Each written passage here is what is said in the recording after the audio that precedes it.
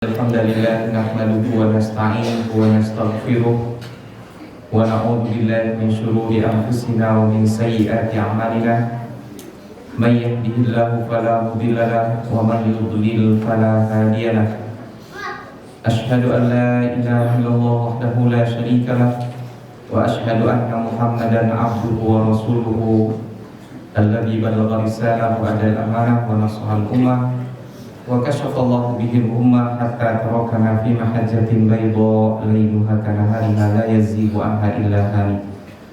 Allahumma shalli ala Muhammadin wa ala alihi wa sahbihi wa man tabi'ahum bi ihsanin ila yaumiddin. Amma ba'd.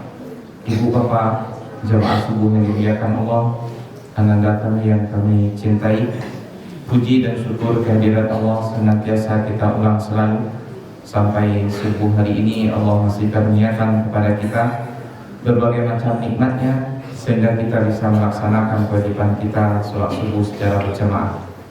Salawat beriring salam buat junjungan kita Nabi besar Muhammad SAW yang telah mewariskan kepada kita ajaran syariat sunnah yang mulia dan agung ini. Ibu bapak yang dimuliakan Allah, alhamdulillah ya, luar biasa di sini subuhnya ramai. Mudah-mudahan bukan di Sabtu saja, tapi setiap hari kita sholat subuh seperti ini. Sebagaimana kata orang-orang kata ulama kita, tidak akan berjaya Islam kembali. Dan seperti sekarang kita saksikan di Timur Tengah, Palestina sekarang digempur terus oleh orang Yahudi. Katanya orang Yahudi itu baru bisa kita kalahkan kalau jamaah subuh umat Islam itu sama dengan jamaah Jumatnya. Ya, mudah-mudahan hari-hari ke depan kita tetap seperti ini. Ibu bapak yang dimuliakan Allah, sebelum saya lanjutkan atau kita melanjutkan kajian ini, terlebih dahulu mungkin lebih baik kita perkenalan sedikit karena ini pertemuan perdana saya di sini. Ibu bapak, nama saya seperti yang sudah disebutkan tadi, Zulfi Akmal, asal dari Bukit Tinggi asli, ya, pakai shot aslinya. Kemudian sekarang tinggal di Lubuk Lintah, staf pengajar di Staipik, ya, Sekolah Tinggi Ilmu Al-Quran di Jati. Dulu saya sekolahnya di Tawarib Padangpanjang, kemudian melanjutkan kuliah di Kairo, di Al-Azhar University, S1, S2 dan S3-nya belum selesai-selesai. Ya, tidak terlalu lama di Mesir, cuma 19 tahun saja. Ya. Jadi mungkin karena itulah kita baru kenal sekarang, baru beberapa tahun ini saya pulang. Kemudian pasti ada yang bertanya, kenal dengan Ustaz Abdul Somad? Saya adik kelasnya Ustaz Abdul Somad, 1 tahun di bawahnya. Kita pernah sekamar 2 bulan dengan saya. Ibu bapak yang dimuliakan Allah, pagi ini saya sudah tanya apa materi yang akan kita sampaikan gitu. Kita sesuaikan saja dengan situasi pada saat sekarang, di mana sampai hari ini kita umat Islam sedunia masih dihebohkan dengan peristiwa yang terjadi di Palestina, dan ini sudah berulang-ulang kali dari semenjak dulu. Dan insya Allah semoga ini adalah puncaknya. Ya, hari-hari berikutnya kita umat Islam akan mendengarkan berita kemenangan dan yang membahagiakan, semoga demikian. Ibu bapak, yang ingin kita sampaikan pada sekarang ini adalah tentang permasalahan orang Yahudi. Siapa sebenarnya Yahudi ini? Karena dalam kondisi yang begini nih, kita masih mendengar dari mulut-mulut kaum muslimin, bahkan di antara ustadznya pula gitu, lebih bersimpati kepada Yahudi daripada kepada kaum muslimin gitu. Dan masih sempat juga mulutnya untuk mencerca orang muslim di sana, bukannya justru mengutuk Israel dan menyalahkan perbuatan mereka, yang disalahkan justru kaum muslimin. Ibu bapak, secara ringkas apa yang terjadi di Palestina itu tak obahnya dengan apa yang terjadi di negara kita dulu ketika kita dijajah oleh Belanda. Tapi Belanda tidak sekejam Yahudi. Belanda tidak mengusir kita dari Indonesia ini dan mereka pindah ke sini. Yang mereka lakukan cuma menguras kekayaan negara kita, menindas kita, ya. Tapi kita tetap tinggal di negeri ini, tidak diusirnya. Kalau itu kekayaan negaranya diambil, kemudian orangnya diusir, dan kalau tidak mau dibantai, ya, jauh lebih parah daripada yang kita alami dulu. Terus orang yang seperti itu kondisinya, mereka melawan. Terus dikatakan pula mereka teroris. Apakah Tuanku Imam Bonjol, Diponegoro, Hasanuddin, Cut Nyak-din, Tengku Umar dulu adalah para teroris yang mereka mengusir penjajah dari negeri ini. Ya, ini kan aneh sekali, orang Hamas, ya, orang kata Ibrahim Al-Qassam sebagai tentaranya itu melawan kepada Yahudi, kemudian dikatakan mereka adalah sebagai teroris. Dan yang mengatakan itu bukan orang Israel saja, tapi kaum muslimin pula yang mengatakan demikian. Kan aneh, luar biasa. Jadi ibu bapak, sebenarnya permasalahan atau tentang orang Yahudi ini jelas terang-benderang diceritakan oleh Allah di dalam Al-Quran. Cuma mungkin karena kita tidak baca dan tidak kita tadabburi atau kita tidak memahaminya secara utuh, maka kita kadang-kadang bingung bagaimana ini sebenarnya Yahudi. Allah Subhanahu wa taala mendidik kita di dalam Al-Quran itu dengan berbagai macam cara. Salah satunya adalah dengan menceritakan peristiwa-peristiwa zaman dulu yang terjadi dari semenjak Nabi Adam sampai zamannya Rasulullah. Menceritakan tentang kaum Nabi Nuh, Nabi Hud, Nabi Soleh, Nabi Lut, Nabi Syuaib, ya. Menceritakan Nabi Sulaiman, Nabi Daud, Nabi Zakaria, Nabi Yahya, dan seterusnya. Apa gunanya kisah-kisah itu? Supaya kita mengambil pelajaran, yang baiknya kita contoh, yang jeleknya kita buang. 2/3 dari ayat Al-Quran itu kata ulama isinya adalah sejarah cerita umat dahulu. Dan 2/3 dari 2/3 itu adalah sejarah atau cerita tentang Yahudi. Ibu bapak bisa bayangkan begitu banyaknya cerita tentang orang Yahudi, atau istilah lain Bani Israel, atau istilah lain Ahlul Kitab. Itu setiap ayat atau surat yang panjang menceritakan tentang mereka. Bisa dibayangkan di dalam surat Al-Baqarah saja yang ayatnya 286 itu 151 cerita tentang Yahudi. Begitu juga nanti di dalam surat Al-Imran, dalam surat An-Nisa, dalam surat Al-Maidah, surat Al-An'am, Al-A'raf, itu menceritakan tentang Yahudi banyak sekali. Kalaulah kita bisa mengurutkan cerita itu, maka akan terpampang jelas di depan mata kita siapa mereka sebenarnya. Oleh karena itu, sebenarnya permasalahan hidup kita ini tak terlepas dari Yahudi. Makanya diceritakan oleh Allah di dalam Al-Quran banyak-banyak, karena kalian akan bermasalah dengan mereka. Cuma sayangnya entah kenapa ustadz-ustadz kita dalam pengajian jarang sekali menceritakan tentang hal itu. Ya, yang diceritakan banyaknya apa? Tentang sedekah, ya, sabar, jagalah hati. Sementara kita dipermainkan, dibikin bulan-bulanan oleh Yahudi, yang mereka jumlahnya di dunia ini cuma 15 juta saja, dan yang berkumpul di Palestina itu 7 juta. Umat yang sampai jumlahnya hampir 2 miliar dibikin seperti Tom and Jerry dibikinnya, ya, seperti Tom dengan Tom and Jerry itu anak-anak film anak-anak itu. Dibikinnya kita main-mainan bulan-bulanan.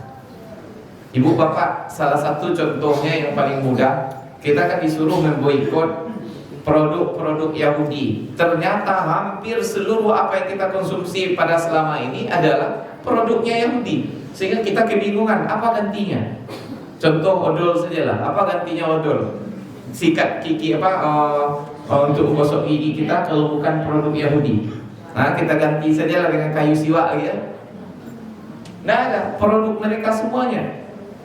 Makanan yang kemasan-kemasan milik mereka semuanya, sampai hal-hal yang tetek bengek mereka semua, ya.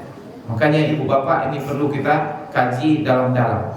Sekarang saya akan menyampaikan secara ringkas tentang Yahudi itu diceritakan oleh Allah dalam Al-Quran. Sebenarnya yang akan saya sampaikan saat sekarang ini adalah berpindah dari ayat Al-Quran kepada ayat Al-Quran. Tapi tidak seluruh ayatnya saya bacakan karena nanti terlalu panjang. Ibu bapak Nabi Ibrahim itu punya 2 orang anak, ya, yang disebutkan di dalam Al-Quran. Yang pertama adalah Nabi Ismail. Di waktu dia masih kecil diperintahkan oleh Allah, antarkan anakmu ke Mekah. Kemudian itulah dia cikal bakal nenek moyangnya orang Arab, atau yang disebut juga Bani Ismail. Berkembang biak menjadi bangsa yang besar. Sampai 2000 tahun itu tidak ada satu orang pun Nabi yang diutus kepada mereka yang ada di Jazirah Arab ini. Keturunan Nabi Ismail ini tidak ada Nabi diutus ke sana. Mulai dari Nabi Ismail sampai 2000 tahun datang baru Nabi Muhammad setelah itu. Kenapa? Karena mereka selama itu tidak merubah-rubah agamanya, tetap bertahan dan istiqomah dengan ajaran Nabi Ibrahim dan Nabi Ismail. Mereka tetap menyembah Allah Subhanahu wa taala. Oleh karena itu tidak perlu diingatkan banyak-banyak. Barulah 200 tahun, 250 tahun kira-kira sebelum Rasulullah diutus, ada seseorang namanya Amru ibnu Luhai al-Jumahi laknatullah alaih. Dia inilah yang pertama sekali merubah agama Nabi Ibrahim, mengajarkan orang menyembah berhala, sampai akhirnya orang Arab tak kenal lagi dengan Allah dan mereka menyembah Tuhan yang banyak. Barulah Rasulullah SAW diutus oleh Allah untuk memperbaharui kembali agama yang dibawa oleh Nabi Ibrahim dulu itu, atau agama Islam. Itulah yang diceritakan oleh Allah dalam surat Sajadah yang setiap hari Jumat pagi ibu bapak dengar. Litunzira qauman ma atahum min nadirin min qablika la'allahum yahtadun. Engkau diutus Muhammad ke sana untuk memberi peringatan kepada kaum yang tak pernah diutus kepada mereka nabi atau rasul sebelumnya. Mudah-mudahan mereka mendapatkan petunjuk. Ini satu pihak dari keturunan Nabi Ibrahim. Keturunan Nabi Ibrahim yang kedua adalah Nabi Ishak. Tinggalnya di Palestina, di Masjidil Aqsa sekarang itu, atau di sekitarnya. Nabi Ishak ini punya anak Nabi Yakub. Dan Nabi Yakub inilah yang disebut dengan Israel. Nama Israel itu arti sebenarnya adalah Isra Abdun Il Allah. Jadi Abdullah. Makanya ibu bapak, negara satu-satunya yang atas namakan negaranya itu atas nama Allah atau atas nama agama itu adalah Israel. Nah sekarang kita mengatakan bahwasanya pertempuran, persengketaan antara kita dengan Israel itu tidak ada hubungannya dengan agama. Padahal mereka mendirikan negaranya yang mereka lakukan atas dasar agamanya. Tentu saja kita juga melawannya atas nama agama. Kemudian ibu bapak, suatu kali datang kepada Nabi Muhammad utusan atau rombongan orang-orang Yahudi. Kemudian apa kata Rasulullah kepada mereka? Atashhaduna anna Yaquba huwa Israel. Apakah kalian bersaksi bahwasanya yang dimaksud dengan Israel itu adalah Nabi Yakub, nenek moyang kalian? Qalu Allahumma na'am. Mereka menjawab, iya. Lalu apa kata Rasulullah? Allahumma fashhad, ya Allah saksikanlah bahwa mereka mengakui bahwasanya Yakub itu adalah Israel. Maksudnya apa? Kalian itu adalah keturunan Nabi, orang mulia. Tak kenapa perangai kalian begitu? Ya. Kemudian Nabi Yakub ini atau Israel ini punya 12 orang anak. Salah satunya adalah Nabi Yusuf. Sebagaimana kita baca sepenuhnya di dalam surat Yusuf, ada kedengkian dari hati saudara-saudaranya. Kemudian Nabi Yusuf dibuang. Singkat cerita, ujungnya happy ending. Seluruh keluarga Nabi Yakub dengan anak-anaknya berkumpul semuanya di Mesir setelah Nabi Yusuf menjadi pembesar di sana. Diboyong seluruh keluarganya dari Palestina pindah ke Mesir. Dan berkembang biaklah Bani Israel di Mesir sampai jumlahnya ratusan ribu orang. Entah kelebihan, entah kekurangan. Bani Israel itu dari semenjak dulu sampai hari ini sifatnya sama. Pertama, mereka selalu mempertahankan agamanya. Kemanapun mereka pergi, agama Yahudi itu mereka pegang terus. Walaupun agama Yahudi yang mereka pegang pada hari ini sudah diselewengkan, sudah dirubah-rubah. Sebagaimana dikatakan oleh Allah di dalam Al-Quran, yuharrifunal kalima am mawadhihi. Mereka rubah-rubah kalimat atau ayat-ayat Taurat itu dari yang sebenarnya. Yang kedua, mereka kemanapun pergi menjaga bahasa Ibrani itu, bahasa mereka. Sehingga kalau Yahudi itu tinggal di sudut dunia cuma 10 keluarga, mereka akan tetap berbahasa dengan bahasa Ibrani itu. Makanya ibu bapak jangan heran, yang tinggal di Palestina sekarang itu bukan orang berasal dari satu negara, tapi dari berbagai negara di situ tinggal. Tapi mereka bisa bersatu dengan satu bahasa Ibrani dan dengan satu agama Yahudi. Ya, dari sejak dulu sampai hari ini bahasa mereka masih mereka pertahankan. Awak dua lise ke Jakarta yang pulang-pulang lah lu gue ya dah. Sudah ribuan tahun bahasanya itu tetap dipertahankan.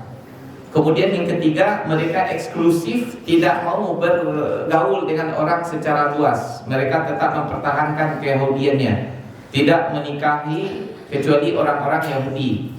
Ya, makanya orang Yahudi itu ada 4 kasta dia. Pertama Yahudi tulen, yang ibu bapaknya orang Yahudi, ini yang sebenar-benar Yahudi.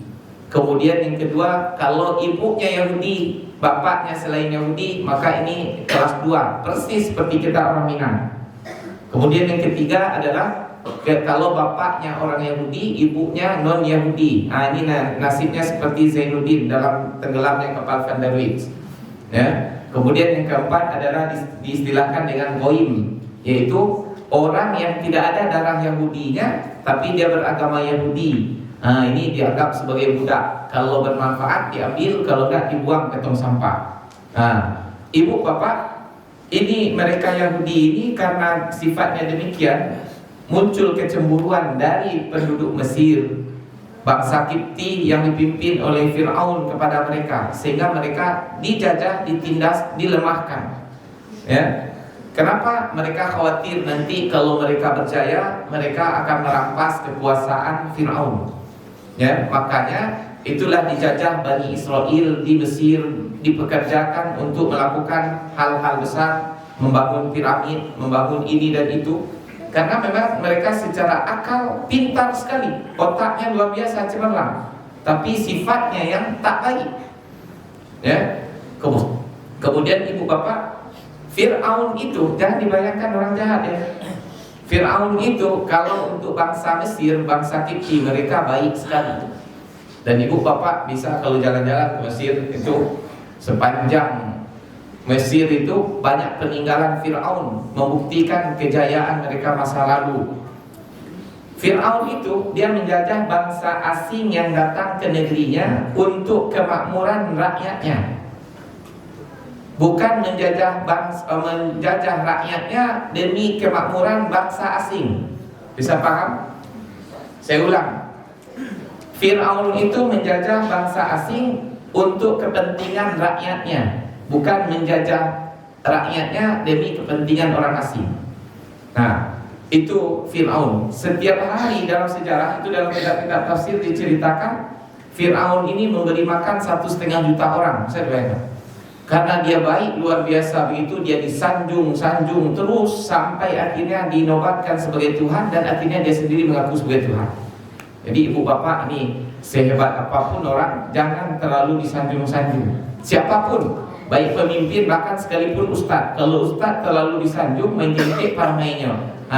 Model Amru ibnu Luhai al-Jumahi yang kita ceritakan tadi itu, dia rubah-rubah agama Nabi Ibrahim. Kenapa? Karena dia terlalu diagung-agungkan oleh orang Quraisy pada waktu itu. Sampai hari ini pun kita lihat begitu, ustaz kalau terlalu disanjung-sanjung, lama kek perangai. Dan ibu bapak, apalagi para pemimpin.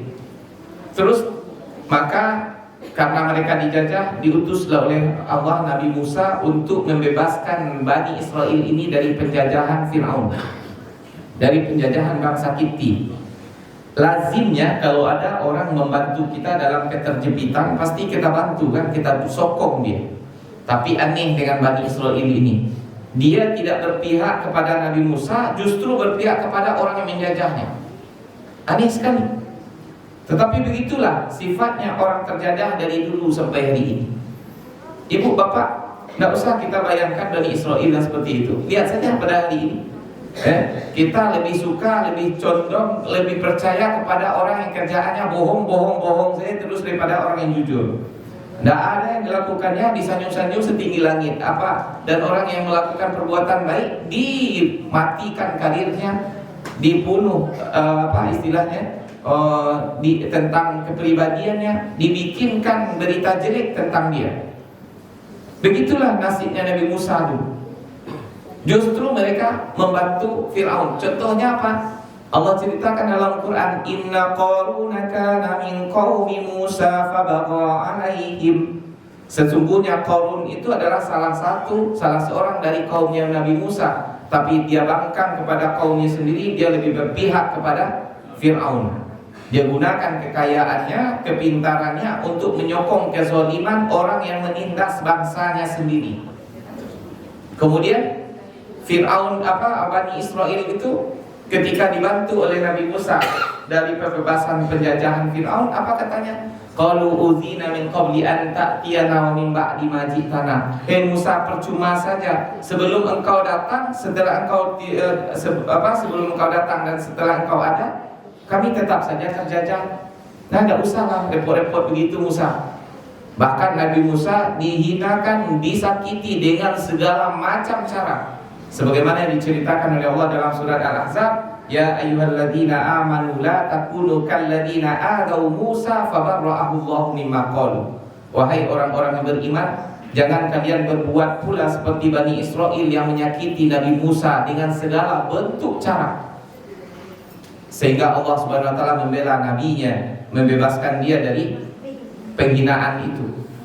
Ibu bapak, karena seperti itu kondisinya Bani Israel, orang yang apatis, pemalas, lebih tenang, merasa tentram dijajah daripada dimerdekakan.